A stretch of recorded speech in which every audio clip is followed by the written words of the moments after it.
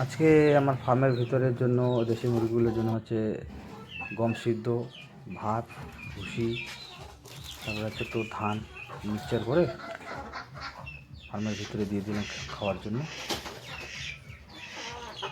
মানে নরম জিনিস খাওয়ালে কি তাড়াতাড়ি হজম হবে, এটাই একটা সুবিধা। আর খাওয়াটা খায় ভালো, ভেজা ভেজা থাকে। আর এখানে হচ্ছে এগুলো সব লোকাল মুরগি, মানে বস্তি থেকে কালেক্ট করি। যেহেতু আমার দোকান আছে, দোকানের জন্যই এগুলো কাটিং হিসাবে বিক্রি হয়, তাই জমা করে রাখি। আর এখানে কয়লার আছে, আর সব দেশি মুরগি আছে। আর এখানে 10-15টা হয়তো দেশি মুরগি আছে, ওটা ডিম পারপাসের জন্য রাখছি। কারণ কোনো কোনো সময় দেশি মুরগির ডিমের চাহিদা হয়, আসে কাস্টমার, এই জন্য দেওয়ার জন্য জমা করে রাখি ফার্মে, যাতে ডিম পাওয়া যায়।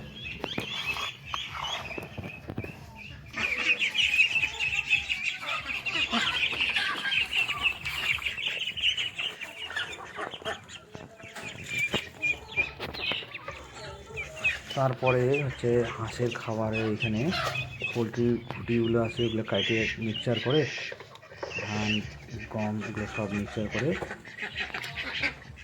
হাঁসের বাচ্চা থেকে শুরু করে বড় ছোটো সবাইকে খেতে দিই। তার মধ্যে খাবারের মধ্যে কোনো সময় ভিটামিন মিক্সচার করে খাই, যাতে ভালো থাকে, সুস্থ থাকে।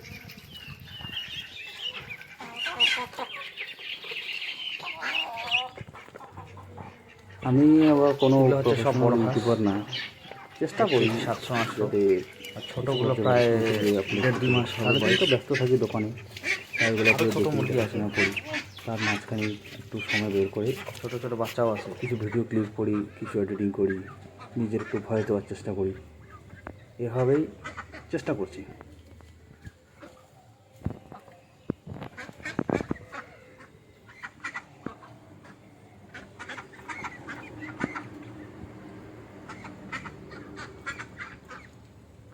এভাবে আস্তে আস্তে চেষ্টা করতে করতে যদি কোনো দিন সাপোর্ট করে মানুষ, আমাকে যদি সেই সহযোগিতাটা করে, তাহলে হয়তো একদিন হতে পারবো, কিছু করতে পারবো।